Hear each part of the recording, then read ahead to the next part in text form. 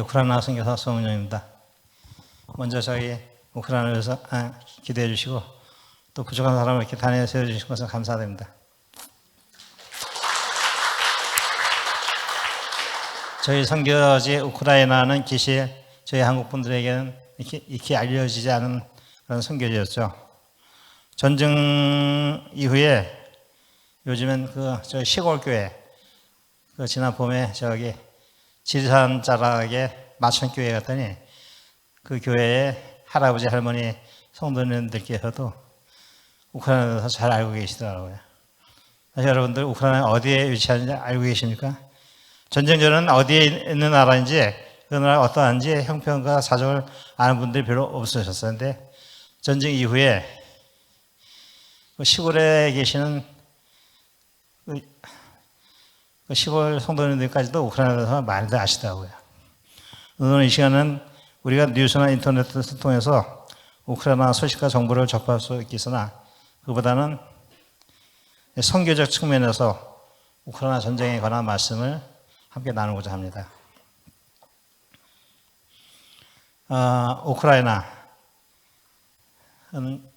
우크라이나어로 우크라이나, 러시아 말로도 우크라이나, 우리 한국말로도 우크라이나인데 영어로는 유크레인이죠. 근데 우크라이나 사전이나 러시아 사전 나라 이름을 찾아보면 그 뜻이 위에가 우크라이나어, 아래 영어죠, 유크레인. 그 사전을 찾아보면 우크라이나라는 그 뜻이 이 땅끝이라고 합니다. 땅끝 또는 변방. 여러 선교사님들, 세계 각지의 여러 선교사님들이 말씀하시기에 우리 선교지야말로 땅끝이야 이렇게 말씀하시는데 우크라이나는 그 나라 이름의 의미 자체가 땅끝입니다. 사도행전 1장 8절에서 이렇게 말씀하고 있죠. 오직 성령이 너에게 임하시면 너희가 권능을 받고 예루살렘과 온 유대와 사마리아와 땅끝까지 이르러 내 증인이 되리라 하시니라 이렇게 말씀하고 있습니다. 그래서 우크라이나 선교사는 그야말로 이 땅끝에서 생각하는 선교사 하다 보니까 이제 우크라이나가 요즘만 아니라 이 역사 이래로 참 우크라이나가 고난과 이 환란이 참 많은 나라입니다. 역사적으로 다 설명드릴 수 없겠지만서도 우리 한국도 역사의 과정은 한이 참 많은 나라죠. 근데 그렇게 알고 갔었는데 우크라이나에 견주니까 우크라이나는 우리 한민족이 겪은 역사 과정에서 겪은 한과 외침에 한 50배, 100배는 더 그런 어려움이 크게 겪었더라고요. 그래서 우리의 것을 참 내놓기가 좀 부끄러울 정도입니다. 얼마나 많은 그런 어려움들이 있었는지. 우크라이나의 이 국토 면적은 60만 3,550 평방킬로미터. 유럽에서의 큰 나라는 이제 독일, 프랑스.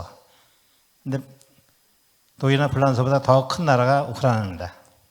우크라이나 유럽에서는 러시아를 제외하고는 가장 큰 나라죠. 우크라이나는 이제 산이 없이 이렇게 큰 나라입니다. 우리 한국 산이 참 많은데 저 산을 좋아하는데 우크라이나에서는 산을 볼 수가 없어요. 차를 몰고서 열댓 시간 이렇게 가도 산을 볼 수가 없고 또 하나는 이제 돌을 찾을 수가 없어요. 도시뿐 아니라 농촌에 가도 돌 하나 보기도 찾기도 어렵습니다. 그 정도로 상당히 넓은 이 광활한 그런 평지로 이루어진 나라가 우크라이나입니다. 우크라이나의 국토 면적은 우리 한국보다 6배 정도가 넓죠.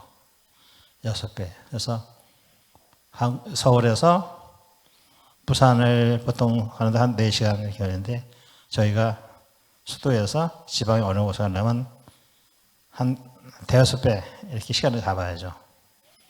여기서 부산 가는데 광주 가는데 이거 멀다 오래 걸린다 이것은 별로 아무것도 아니죠. 보통 한번 운전대 잡으면 이제 10시간 15시간 이렇게 운전을 각오로 해야 되죠. 그래서 대중교통 버스 이런 기사들은 보통 기사 한 번에 한 2-3명 같이 탑니다. 교대를 해야 되기 때문에. 근데 저희들이 혼자서 다 운전해야죠. 가다 중간에 쉬고 이런 것은 뭐 그래야 되는데 별로 이제 그러지 못합니다. 왜냐하면 빨리 가야 되기 때문에 또 사역이 기대되기 때문에 그렇게 다닙니다. 예, 우크라이나 주변국을 보면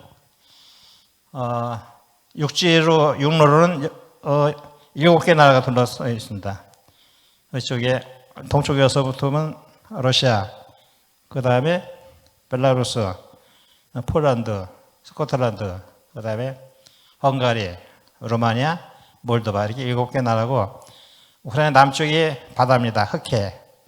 바다로 접경해 있는 나라가 3개 나라. 그래서 불가리아, 터키라고 바뀌었죠, 이름이. 그 다음에 또 조지아. 이렇게 해서 모두 10개 나라가 접경하고 있습니다.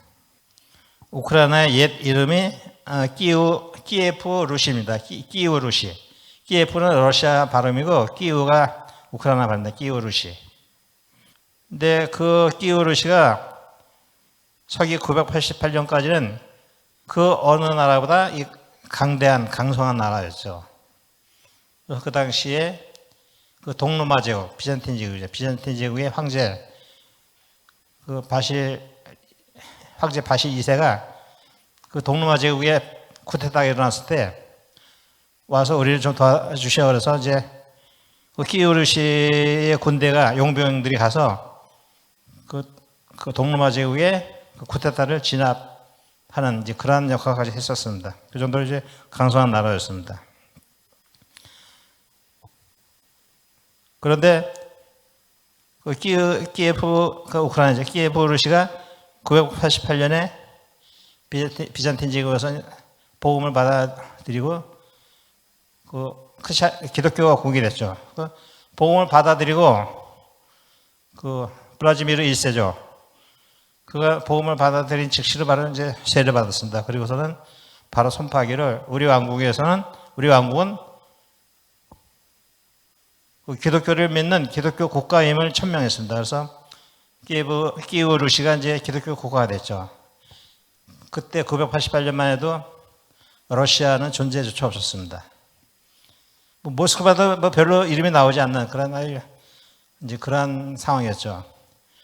그래서 사실 뭐 여러분들 어떻게 생각할지 몰라도 그 러시아가 큰 나라죠. 면적도 크고 뭐 군사력도 강하고 하다 보니까 이제 러시아 사람들은 우리가 면적 넓고 군사력도 강하니까 우리가 형님 큰 집 이렇게 뭐 말하고 생각하는데 전혀 그렇지 않습니다. 뭐 사람도 그렇지 않습니까? 뭐 키가 크다고 덩치가 좋다고 형제 중에 형님이니까 그렇지 않습니까? 오히려 키가 작고 체격이 약할수록 형일 수도 있죠. 마찬가지로 우크라이나가 러시아에 비해서는 현재 면적도 작고 또 뭐 군사력이 약하지만 모든 면에 있어서 우크라이나가 러시아도 앞서죠. 그래서 뭐 형님 이런 정도가 아니라 그 키예프가 모스크바보다 275년 앞섰습니다. 그런데 한 세대를 25년으로 하면 뭐 형님 뻘이 아니라 아버지 뻘이 아니라 10대 위의 할아버지 뻘이죠. 그 역사가 그렇게 됩니다. 그러니까 여러 가지 모든 것이 그 러시아는 우크라이나에서 나왔다. 그러니까 정치, 종교, 뭐 저기 러시아 정교회도 그 키예프에서 전래된 것입니다. 그러니까 지금 우크라이나 전쟁을 보면 이제 그 10대의 손자가 그 10대 위의 할아버지를 범하는 이런 격이 되는 거죠. 근데 사실 988년 그 블라디미르 1세가 복음을 받아들여서 자신이 세례받고 그 나라가 이제 국교화해서 기독교 국가가 되기 전까지는 그야말로 이 전쟁을 일삼던 아주 강성한 나라였습니다. 그래서 이 블라디미르 1세만 해도 이 특기는 전쟁, 취미는 전쟁 포로들 목 베는 거, 혹은 전쟁이면 목 베는 것이 취미 생활이었습니다. 그런데 그 복음을 받아들이고 자기가 크리스찬이 되고 나서는 바로 이제 왕의 포고령을 내려가지고 우리나라는 더 이상 전쟁이 없다 선언하고 또 이 땅에서는 사형은 더 이상 스톱 선언했습니다. 그래서 그때 988년 이후로 우크라이나 땅에서는 더 이상 전쟁이 없었습니다. 우크라이나 역사 과정에서 988년 이전에는 많이 있었는데 이후에는 기독교국이 된 이후에는 그 많은 주변국이 있었지만 그 어떤 나라도 한 번도 침략을 하지 않았습니다. 그러니까 우크라이나로 인해서 전쟁이 한 번도 있지 않았었다는 얘기죠. 얼마 전에 지난 9월에 저희 교단 총회가 있었죠. 근데 그 총회 석상에서 선교사 자손으로 상을 받은 인요한 교수가 있습니다. 인요한. 이 인요한 교수는 현재 연세 세브란스 병원에서 의사로 봉직하고 있는데 그분은 우리 한국의 초기 의료 선교사 유진벨의 4대 손입니다. 유진벨 선교사의 4번째 손자라는 얘기죠. 근데 그 인요한 교수가 이제 기독 공부하고 인터뷰를 하면서 말하기를 역사 속에서 한국은 늘 외침, 침략을 당하고도 한 번도 침략하지 않았는데 이는 현재 복음을 전하기에 전 세계에서 최고로 잘할 수 있는 여건이다. 이렇게 말했습니다. 뭐 여러분들 역사 잘 아시니까 맞죠? 우리 한국은 단 한 번도 주변국이 다른 나라를 늘 외침을 당했지만 어려움을 겪었지만 다른 나라를 우리가 먼저 선제 공격을 해서 침략하지 않았습니다. 이것이 오늘날 우리 한국교회가 해외 선교를 하는 데서 가장 좋은 여건이다. 이렇게 인터뷰를 했는데 이 점에서 우크라이나 마찬가지입니다. 우크라이나 둘러싸여 있는 주변국 한 세계에서 이제 선교사를 보내서 복음을 전하는 데서 가장 최적의 그런 조건을 갖춘 나라다. 이렇게 말할 수 있다는 것입니다. 과거 2015년, 2016년에 시리아 난민 사태가 발생했습니다. 시리아 난민 사태 때 180만의 시리아 난민들이 유럽으로 건너오고자 했는데 유럽 각국에서 빗장을 걸어 잠갔습니다. 못 들어오게. 입국 금지죠. 그러면서 시리아 난민들이 많은 어려움을 겪었는데 이번에 우크라이나 전쟁 와중에서는 우크라이나 난민들은 180만보다 훨씬 많거든요. 그런데도 그 유럽에서 빗장을 걸어 잠그기는 그냥 빗장을 활짝 치고 비자 없어도 돼, 뭐 여건 없어도 돼, 그냥 마구잡이로 받아들였습니다. 굉장히 그야말로 역사상 특호외적으로 우크라이나 난민들이 엄청나게 많이들 유럽으로 건너갈 수 있었죠. 그만큼 유럽에서는 우크라이나 피난민들에게 아주 환영 일색이었습니다. 근데 그 이유는 대체 무엇일까요? 시리아 난민들은 그렇게 결사적으로 막았고 못 들어오게, 우크라이나 난민들은 그렇게 환영 일색으로 영접했고, 우선 우크라이나인들의 이 피지컬이 훌륭하죠. 피지컬. 인물이나 체격이 좋습니다. 유럽의 어느 나라 사람들보다도 그 어느 나라 사람들보다도 좋습니다. 그래서 이 러시아 여성들은 우크라이나 여성들에게 적대적입니다. 우크라이나 여성들도 인물이 좋죠. 미모가 뛰어납니다. 그래서 이 국제 여성 민대에 나가면 우크라이나 여성들이 주로 사형권에 입성하는데, 근데 그 국제 민대에 우크라이나 여성들이 나오면 그 러시아 여성들이 상위권에서 밀려납니다. 그런 이유 때문에 주로 미워합니다. 러시아 여성들이 우크라이나 여성들은. 그것도 남성들의 경우 유럽의 미혼 캐리우먼 여성들이 우크라이나 와서 우크라이나 남성들을 자기 신랑감으로 택해서 들어갑니다.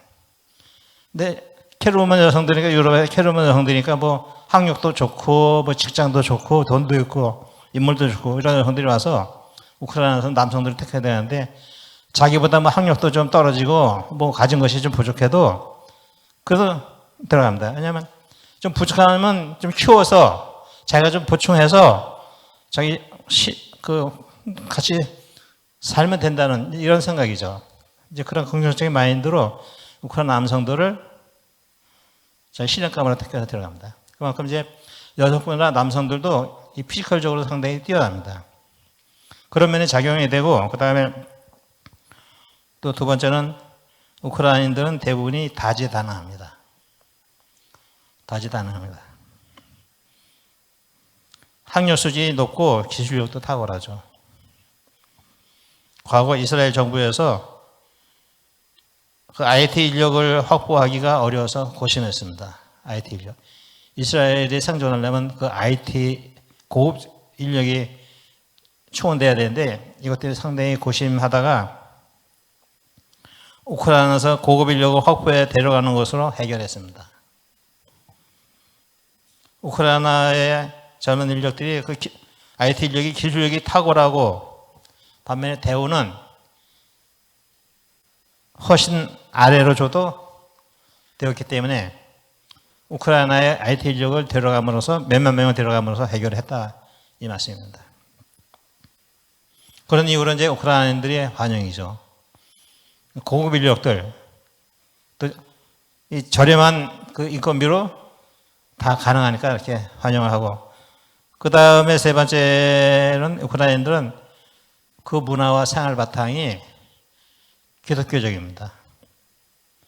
앞서 말씀드린 시리아 난민들은 저기 무슬림적이죠. 유럽에선 배척하고 우크라이나 난민들은 대부분이 그 바탕이 크리스천적이니까 자신들의 문화나 자신들의 기본 문화나 이 시도락과도 이 궁합이 잘 맞습니다. 적응을 잘 한다는 거죠. 그래서 우크라이나 난민들을 유럽연합에서 어느 나라건 한것이 다 이렇게 빗장을 풀고 뭐 여건이 없어도 그다음에 비자가 없어도 여건이 없어도 다 받아들여서 폴란드 같은 경우는 우크라이나 난민을 받아들여서 뭐 대중교통 무료 뭐 그다음에 뭐 식량도 다 제공해주고 그 텐트촌도 다 이렇게 마련해주고 그렇게 아주 상당히 뭐 보기 드문 그런 특급 대우를 해주면서 이렇게 영접을 했습니다. 그런 것 때문이라기보다 이제 그런 게 작용돼서 피난민들이 더 많이 갔죠. 그래서 하나 예로 그 폴란드 수도가 바르샤바죠. 바르샤바의 거주 인구가 170만. 근데 우크라이나 피난민이 200만. 예. 좀 역전됐죠. 폴란드의 그 주민들보다도 우크라이나 피난민이 훨씬 많은 이제 그런 기현상까지 빚어졌습니다. 그 유럽에는 유로연합이 있죠. EU라고 하는데 EU의 국가연합체가 있는데 현재 27개국이 가입해 있습니다. 근본 우크라이나 전쟁에서 이 서방과 유럽연합이 전폭적으로 우크라이나 편을 들은 것 같지만 실상 그렇지 않습니다. 여러분도 그렇게 생각하십니까? 유럽연합은 전폭적으로 우크라이나를 지원하고 있다. 이렇게 여기실지 몰라도 실상 그렇지 않습니다.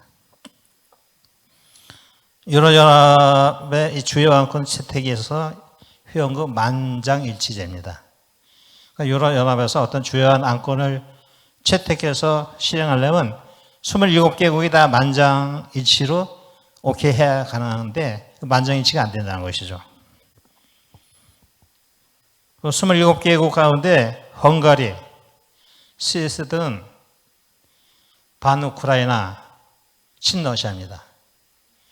그래서 우크라이나에 관련돼서 어떠한 주요 사안들을 결의하려 하시면 반대표입니다. 늘 반대표 아니면 어쨌든 뭐 불참하고 하다 보니까 찬성이 다 이루어지지 않다 보니까 결의가 되지 않습니다.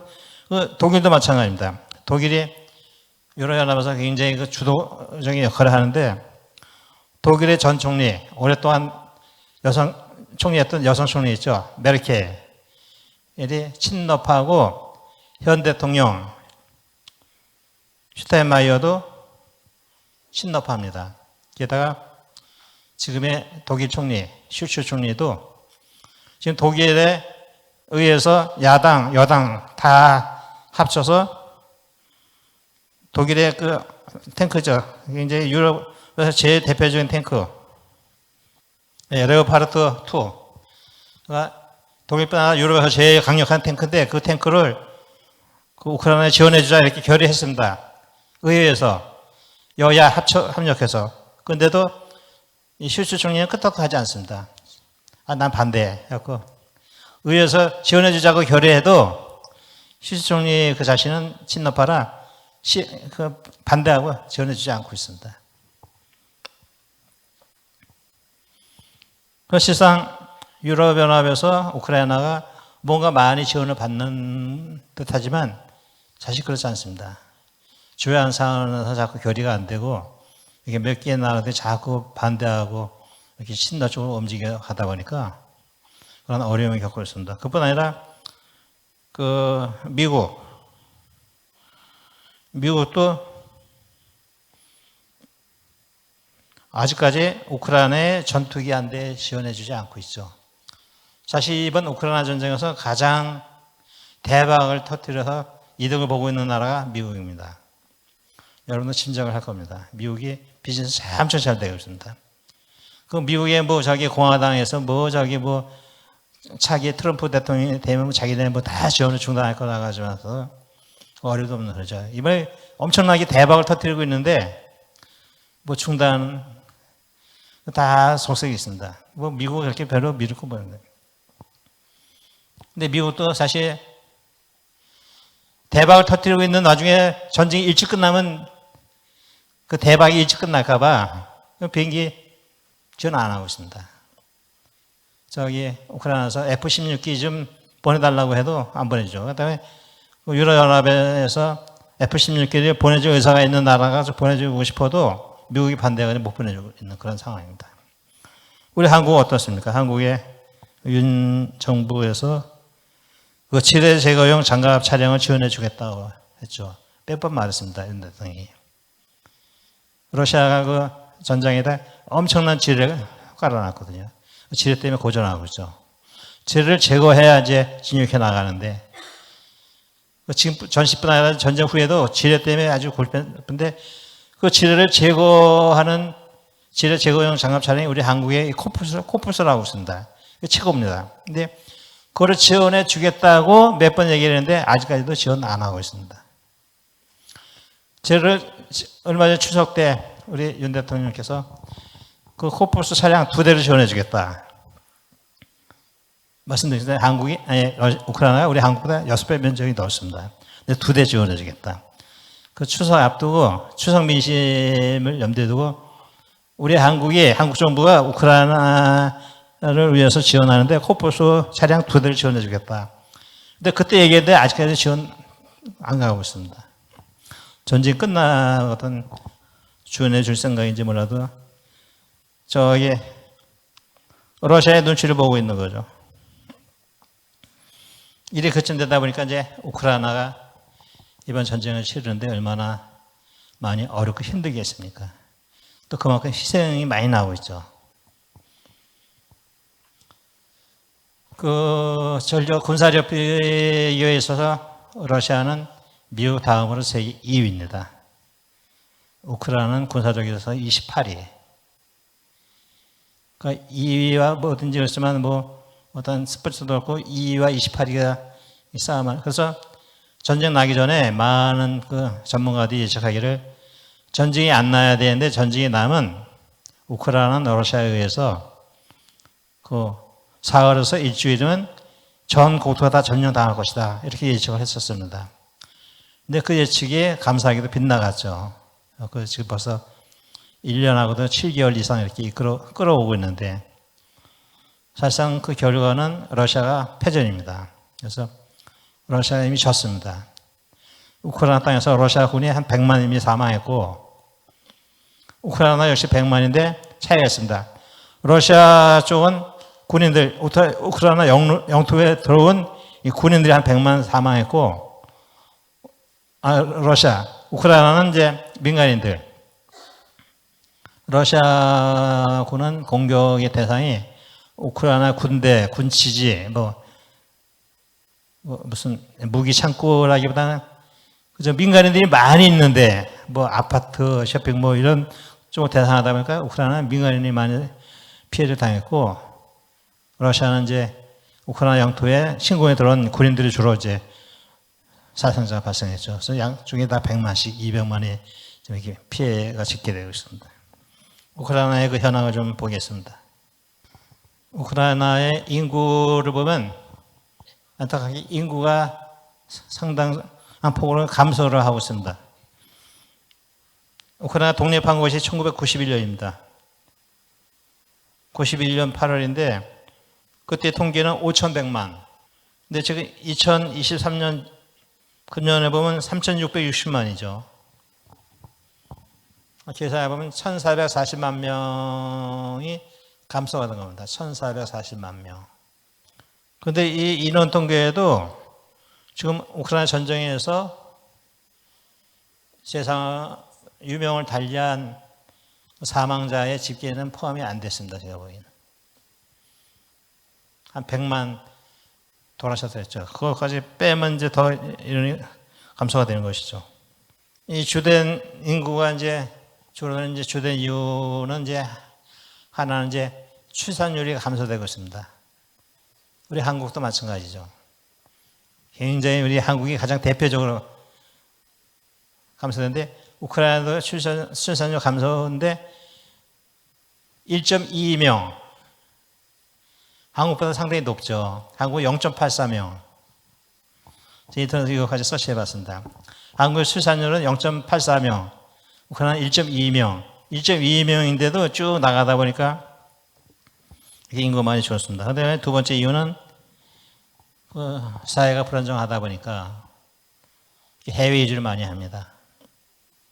아주 큰 폭으로 몇만 명, 몇십만 명이 아니라 몇백만 명 이렇게 해외 이주를 하다 보니까 옛날에 구소련 체제에서 못 나갔는데 이제 소련에서 나와가지고 이제 자유화가 되다 보니까 해외 이주 자유롭게 나가다 보니까 이렇게 해외 이주 인구가 많아가지고 인구가 이렇게 많이 줄고 있습니다.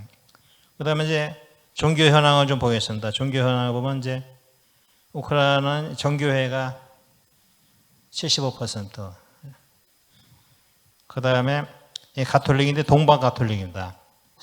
서방 로마 가톨릭이 아니라 동방 가톨릭이 15% 정도 되고, 그다음에 우리 개신교는 이제 3.5%에서 5% 정도 이렇게 분류되고 있습니다.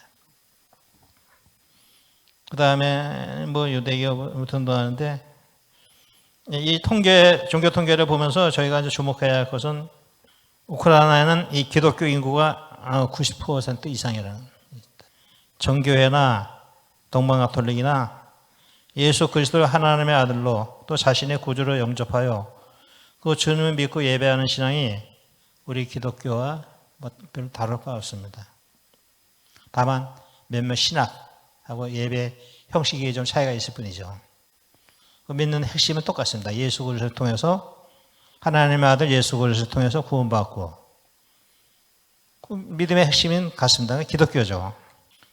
그래서 우크라이나의 기독교 인구가 90% 이상이라는 것은 사실상 우크라이나는 기독교 국가라는 사실입니다. 반면에 우리 한국인들이 착각하고 있는 것 중에 하나가 미국이 기독교 국가다. 맞습니까? 그렇게도 생각하는 분들이 많이 계시는데 미국은 기독교 국가가 아닙니다. 기독교 국가인 적이 한 번도 없었고 지금도 아닙니다. 미국은 하나의 세속 국가입니다. 근데 미국의 기독교 인구가 제일 많았었다가 60%였는데 지금은 40% 이하로 떨어졌습니다. 40% 이하인데 우크라이나는 90% 이상. 상당히 높은 거죠.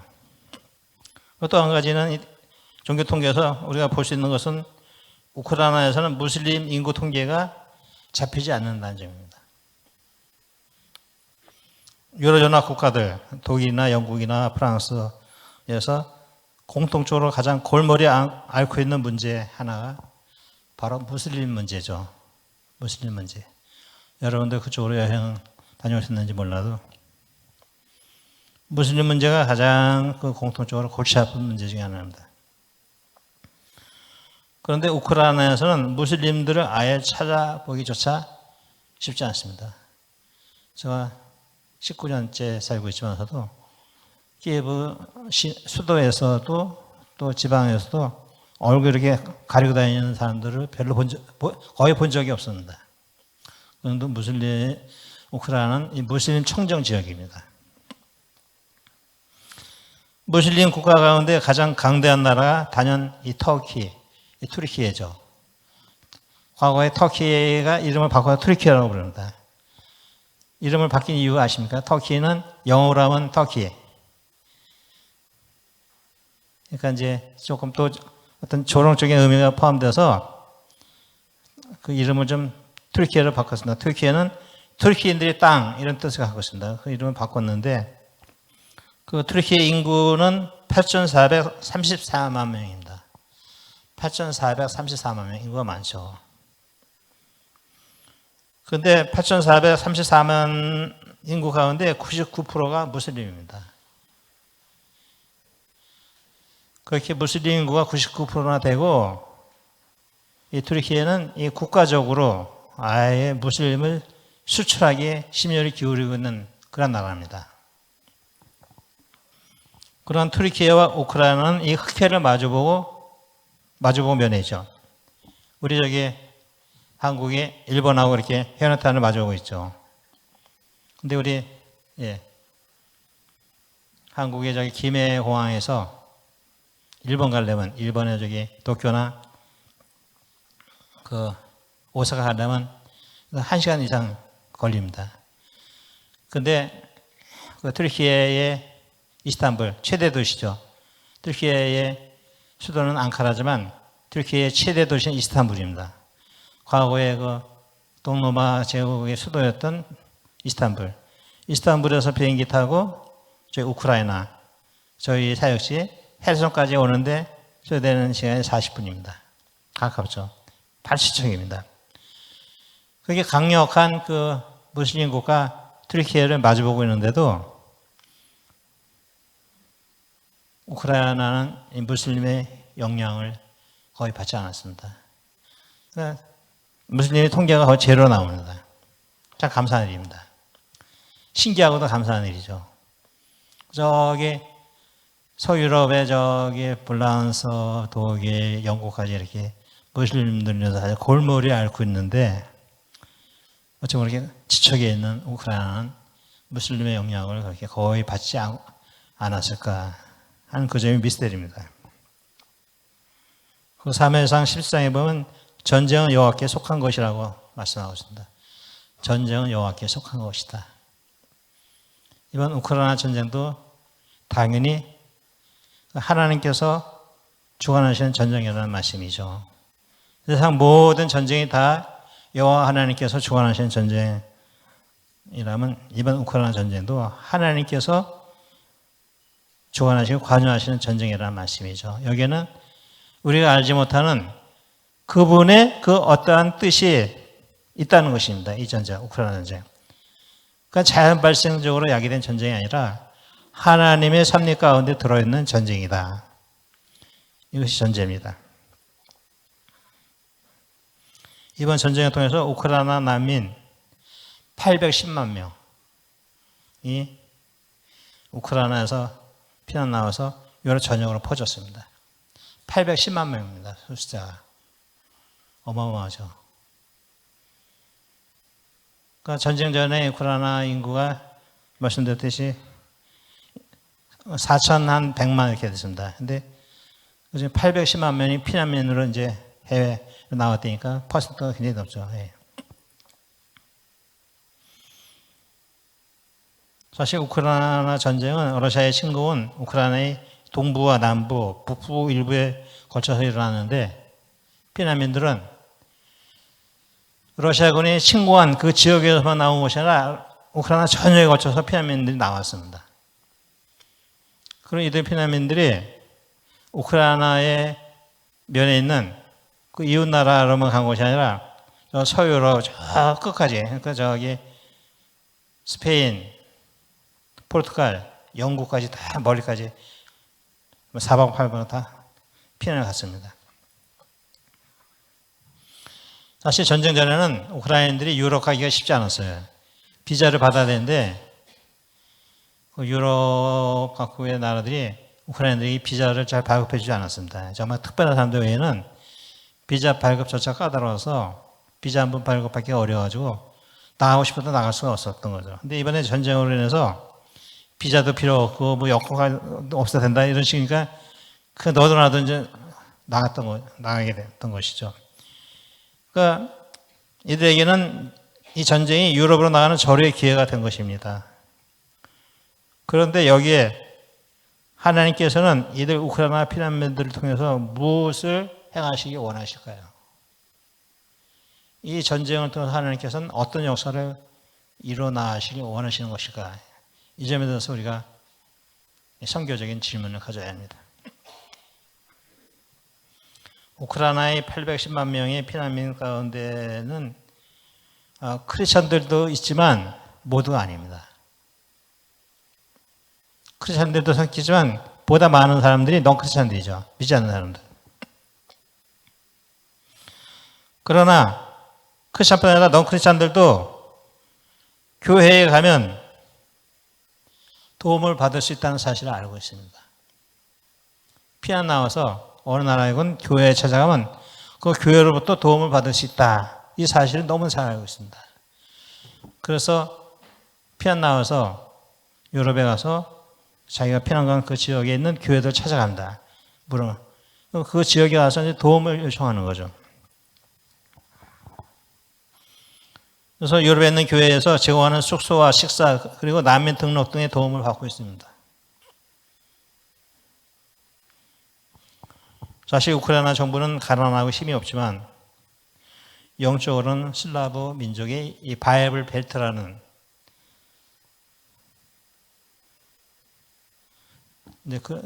강합니다. 바이블 벨트라고 강합니다.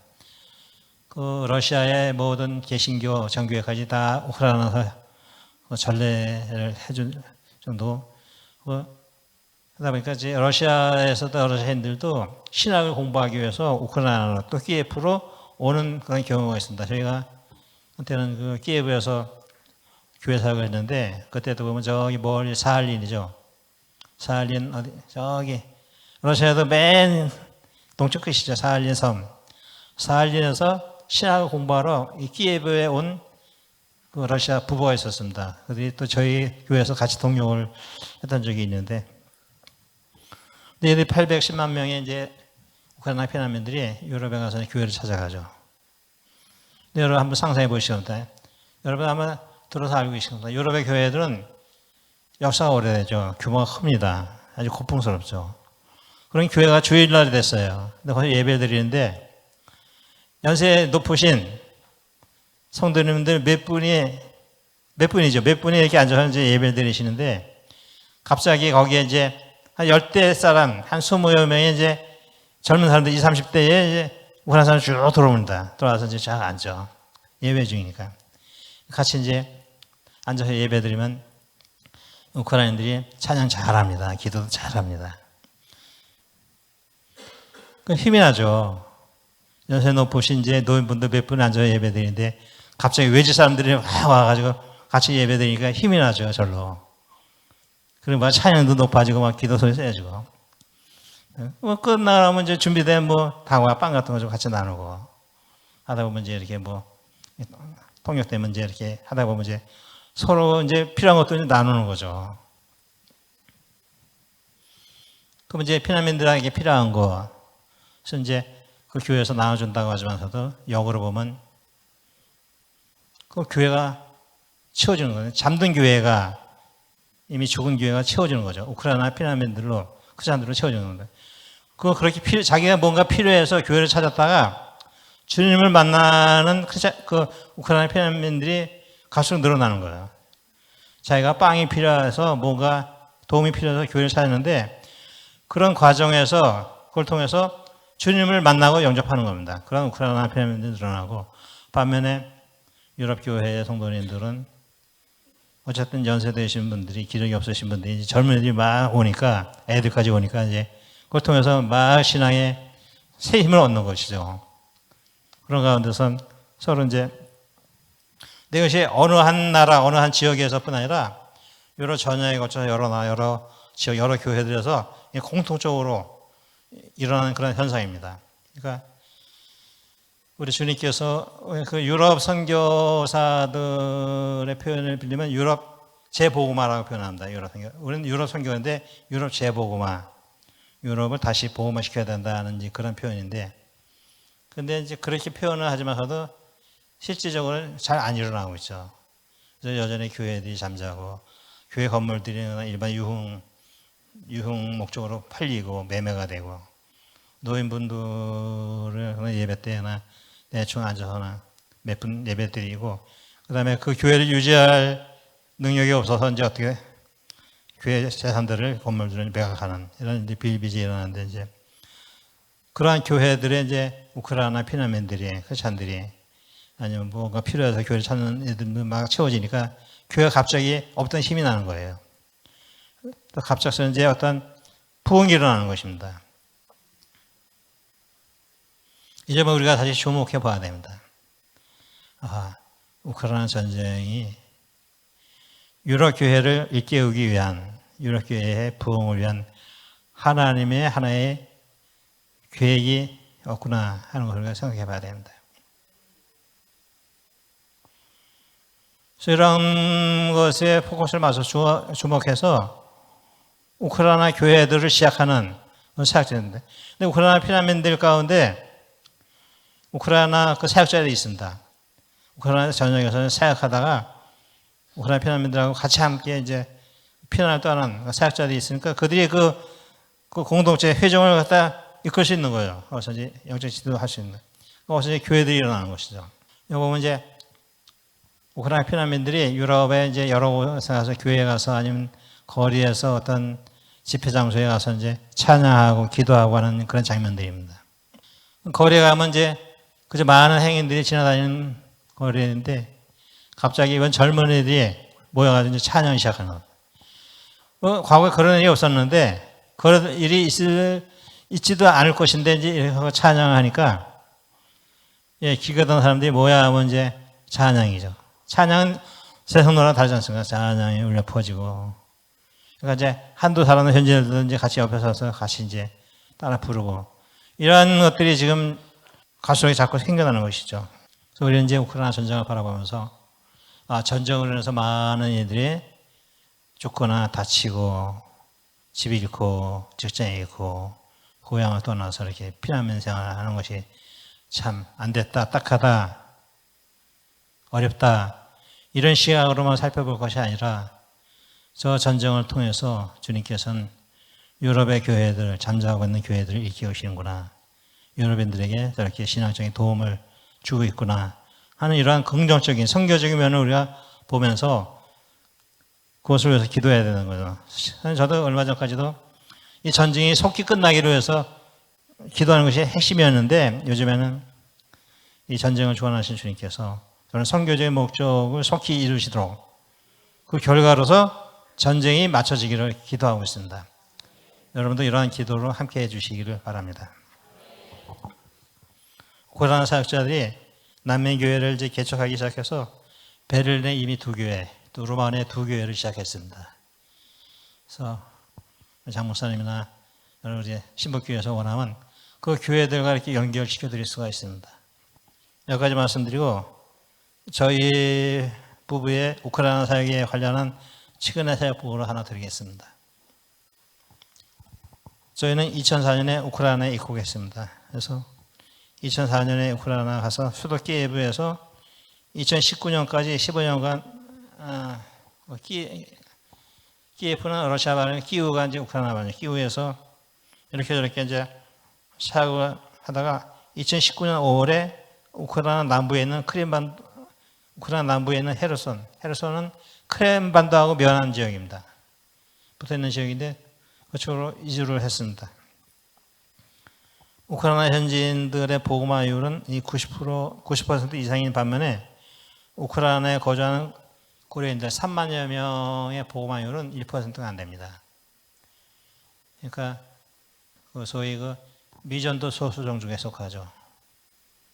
근데 이 고려인들을 위한 사실 선교사나 전도자가 따로 없어서 저희가 고려인들을 대상으로 복음을 전하는 사역을 해야겠다 싶어서 고려인들의 밀집 지역, 시골, 저 헤르손 농촌 지역으로 이주를 하게 된 것입니다.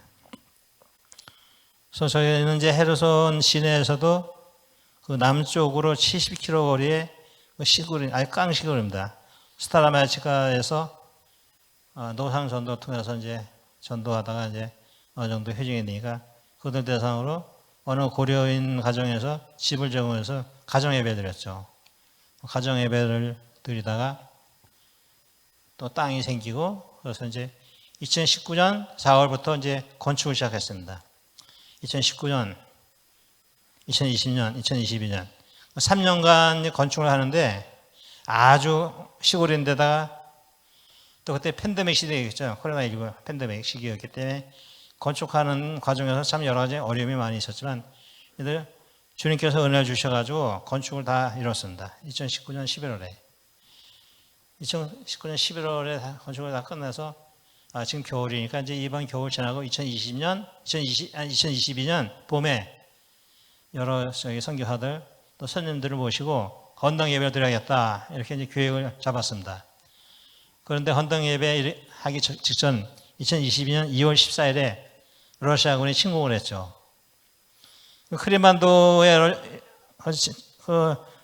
있던 러시아군이 올라가면 금방입니다. 차로 한 시간 이내입니다, 거리가. 그래서 러시아군이 침공한 이래로 제일 먼저 점령한 곳이 이제 바로 헤르손이죠.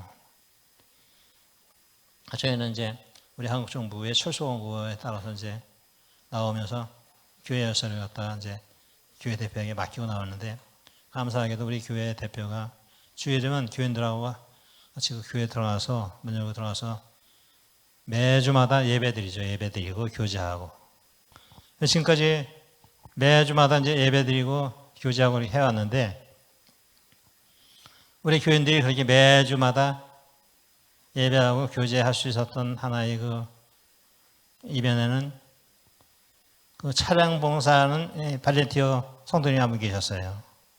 자신의 차로 그 시골에서 멀리 사시는 분들을 가서 예배전에 가서 모시고 오고 예배가 나면 또 모셔다 드리고 하는 차량 봉사자 발렌티어 계셨는데 이분이 얼마 전에 저희한테 연락이 왔습니다. 자신의 차가 고장이 나서 더 이상 이렇게 차량 봉사를 좀 하기가 어렵게 됐다. 그래서 좀 알아봤는데 아무래도 교인들을 주일날 교회로 모시고 그 일을 계속하려면 중고차라도 하나 좀 사야 할 것 같다. 그래서 알아봤는데 얼마가 좀 든다. 그 연락을 받고서 저희 부부가 이제 기도하기 시작했죠. 주님께서 원하시면 또 필요하시면 이것을 해결해 달라고 이렇게 기도하기 시작했는데 얼마 전에 제 아내한테 연락이 왔습니다. 이 복음 열방 선교회라고 있는데 복음 열방 선교회가 저희 교단 관계의 그 선교회인데 회장님이 이용희 장로님 그 총무님한테 연락이 왔어요. 그래서 우리 복음 선교회에서 해마다 선교사를 선정해서 선교 시상을 하는데 거기에 금년에는 저기 여수에 있는 여천교회에서 선교회가 모이는데 우리 홍윤주 선교사님이 금년에 선교사로 선정이 되셨으니까 한번 꼭 참석해 달라고. 저하고 우리 홍 선교사 제 아내가 선교사이면서 목사입니다. 통합주 목사입니다. 같이 갔었죠. 갔더니 거기서 이제 우리 초양장로님도 오셨어요. 김혜재 초양장로님도 오셔서 이제 말씀 주시고 이제 같이 이제 해가는데 거기서 이제 금년에 이제 선교상으로서 상을 주시는데 뭐니 해도 뭐니죠. 선교원금을 주셨는데 딱 저희가 이거 차량을 위해서 기도하던 그 액수예요. 그만큼 선교원금을 딱 받고 근데 마침 6일날 그랬는데 6일날 가서 이제 선교원금을 받았는데 그 다음날 7일날 한국으로 피난 나와 있다가 다시 우리 교회가 있는 그 마을로 돌아가는 우리 고려인 분이 계셨어요. 그래서 그분에게 환전해 그분에게 이제 전달했죠, 공항에서. 그분이 기꺼이 제가 가서 전달해 주겠다. 그렇게 연결이 되더라고요. 감사하죠. 주님께서 그 사역을 그렇게 받으시도록 이렇게 다 연결지어서 다시 전달이 돼서 지금 아마 비행기 타고 벌써 갔을 겁니다. 이제 그렇게 해서 그 미진한 교회지만 그 교회 모여서 하나님 앞에 예배하고 찬양하고 교제하는 그것이 하여튼 간에 하나님 앞에 귀한 것이죠. 우리가 주일날 얼마나 현대사회 바쁩니까? 피곤하고. 그럼에도 불구하고 이렇게 모여서 하나님 앞에 모여서 예배하고 찬양하고 기도하고 또 교제하는 하나님께서 귀하게 보시는 것 같아요. 그래서 그 일을 이렇게 이루시도록 주님께서 다 인도해 주신 것을 감사드립니다.